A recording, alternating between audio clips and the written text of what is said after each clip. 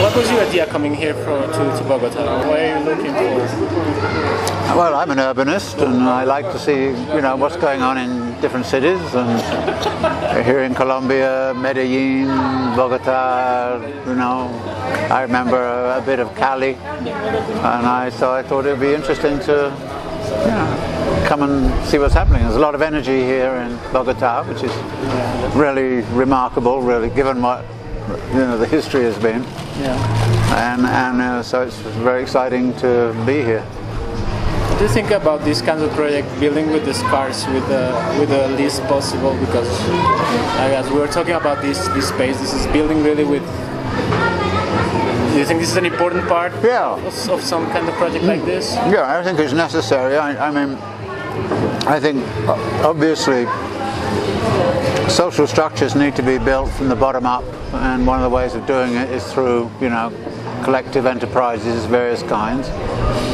So if a group like yours could be a catalyst for bringing stuff together, I think that's a very, very important, first step in changing the political culture of a country. And I think this is it's a marvelous thing that you guys are doing.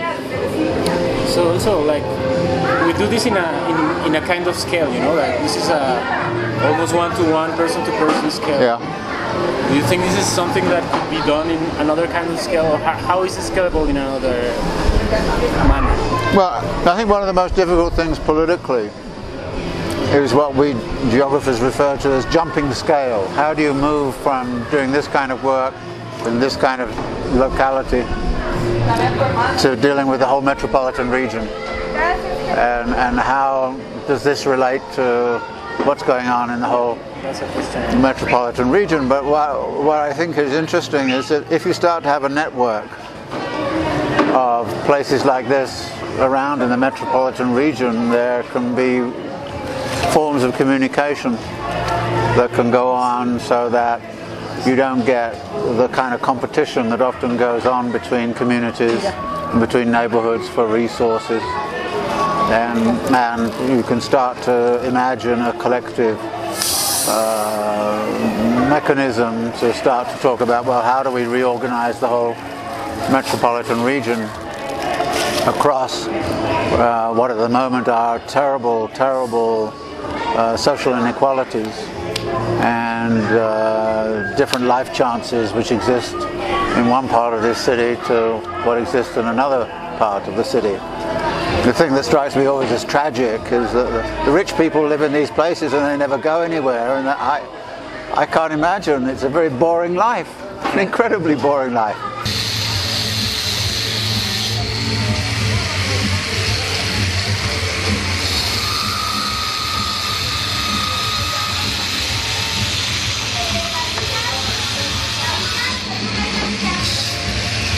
Sometimes foreign people come, they only see the chaos of the city, they only see, but we're kind of building from that. Is it a contradiction? When people have all this, they could do all these things, they all have this power, this money in a first world country, but they don't have these kind of communitary spaces? Look, it takes a little chaos to actually do anything.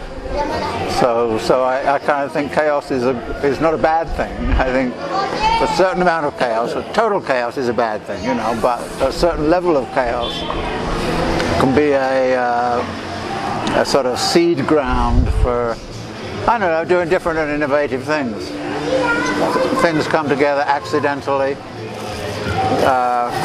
People meet who otherwise might not meet.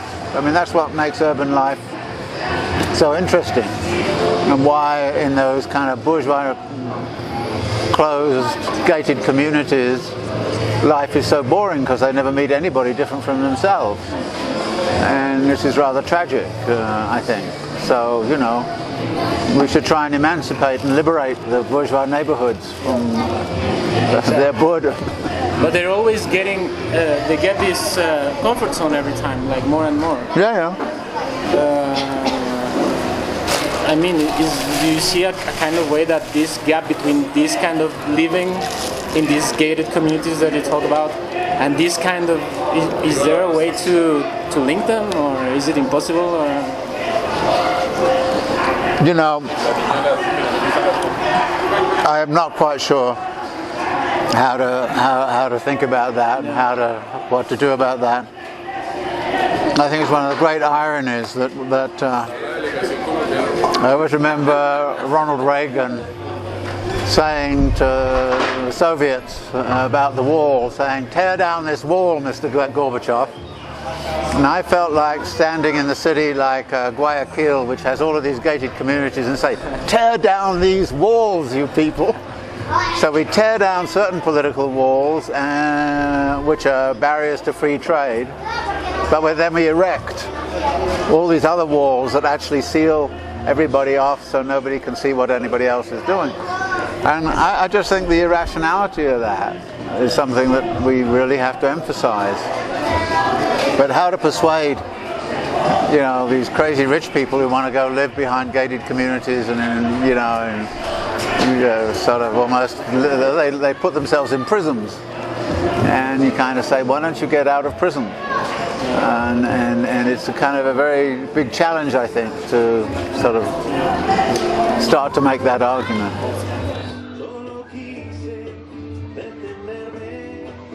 When you live in these gated communities, you're looking for permanency in your life, and I think here we're really living a different experience.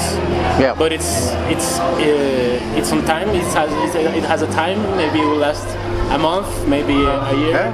But we're not counting on it being permanent. You know. Right.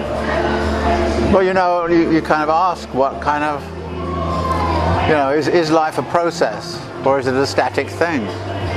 And life always seems to me about, well, it's a process. And the process is always moving and it's always changing and it's always dynamic. You know, why do people have to try to somehow or other shut that all off? And shut off change and get upset by chaos. I mean, I don't like chaotic traffic, I have to say, and sitting in a chaotic traffic jam for 3 hours is not my idea of fun, but that's what I mean about certain kinds of forms of chaos are good and some not so good. But then you sort of say, well, why are we living in a society where everybody has to have an automobile, where one of the main drivers of capital accumulation is the automobile and everything that goes with it, the highways and the lifestyle and everything else? Why don't we think of something different? And you know, on a day like today in Bogota, you see people cycling around and you kind of say, well, maybe it should be like that all the time. And why not? I mean, it's perfectly possible. I think some of those innovations, like you see in Bogota, you see in Quito, which is on, you know, Sundays, you shut off a large piece of the city and everybody takes over the highways and they become people places instead of car places. I think that's a very nice thing to have started. It changes, I think, people's mentality of who belongs in what space of the city at what time, and I think starts to generate some shifts, some changes. So there are even minor changes of that sort that seem to me can have sometimes quite profound ideological effects. Somebody said to me the other day that neoliberalism has trained us to be cynical, so that we don't believe anything significant can really happen and that we can't do anything significant with our lives. And I think that neoliberalism has been profoundly alienating, so that people live in an alienated kind of way. And alienation is a state of, in a way, of hopelessness. And I think breaking out of that, and we see many tendencies now, people seeking to break out of it. Breaking out of it is one of the things that is beginning, I think, to happen on a widespread scale. I mean, people of your generation, like you, kind of look at the job situation and say, look, this is not very meaningful. I can't have a meaningful job. How can I construct a meaningful life? And doing things like this is meaningful and good comradeship, and you know, arguments as well. You know, I'm sure it's not all peaceful, but that's good because conflict is okay. So, you know, this is the job. Like, this is a job, but we're not always. What we don't get is monetary. Right. It's more. We're looking about relationships and investigating, trying to find new ways of relationships. Yeah, I mean, you know, there's an attempt to create an unalienated life in a society that's profoundly alienating. And that conflict, I think, is beginning to surge in all sorts of ways. And I think there's an increasing, actually, there's not a thought that's original to me, but David Graeber wrote a piece in which he said, I think what we're beginning to see is an alliance between the unalienated, the people who've managed to do something like that, and the oppressed.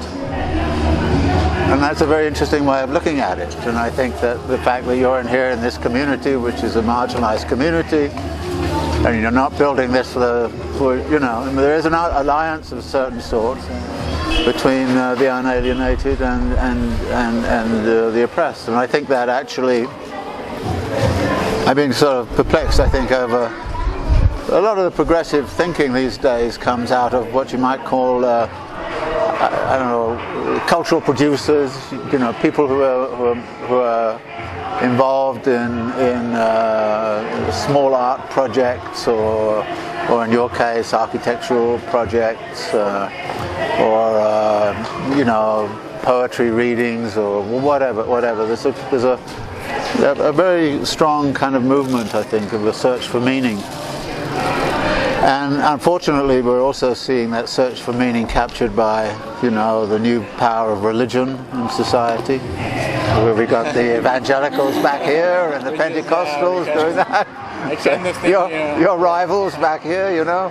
It's also being captured by the right wing. I mean, that's what the fascists offer, is a sense of meaning, which.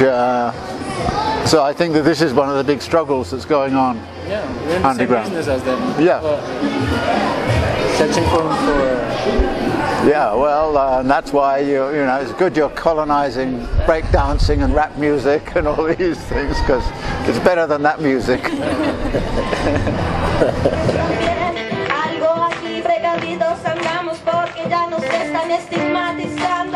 Cómo es que ocultan las voces de los que llevamos aquí el mando. Ya no nos dejamos, los niños cada vez más fuerte crecen y comprenden cuál es la realidad. Que se debe consumir, que es lo que se debe vivir, que es lo que se debe ofrecer, que es lo que se puede aquí ya construir, que es lo que empieza a crecer. La gente pasa y de pronto no entiende, aquí llevo el presente, salón comunal, con todas las personas que han puesto un poco, un grano y no la maldad. Se viene a invitar aquí, ya es como es que nos vamos a reunir con el compañero de El Beat, con el compañero de El Beat, golpe de barrio también aquí, siempre